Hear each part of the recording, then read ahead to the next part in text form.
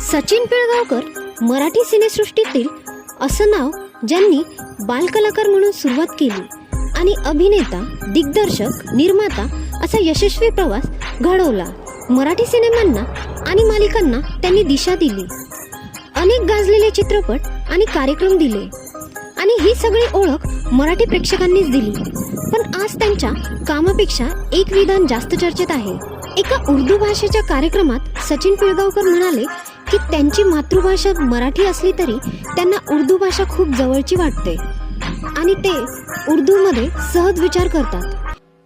मेरी मादरी जबान जो है वो मराठी है. बिल्कुल. मैं सोचता उर्दू में हूँ.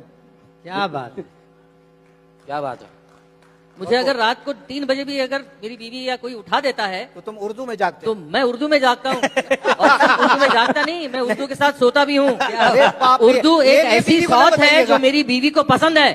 ये पहली एक्सेप्शन उर्दू के साथ सोए तो बीवी. हे विधान समोर येताच अनेक मराठी प्रेक्षक नाराज झाले, कारण मराठी भाषेमुळे ओळख, व्यासपीठ आणि मान मिळालेल्या कलाकाराकडून अशी भाषा सार्वजनिक मंचावर ऐकणं काहींना योग्य वाटलं नाही.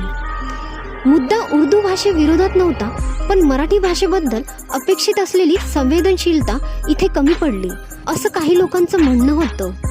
ज्येष्ठ कलाकाराने शब्दांची निवड अधिक जपून करायला हवी होती असंही काहींना वाटतंय.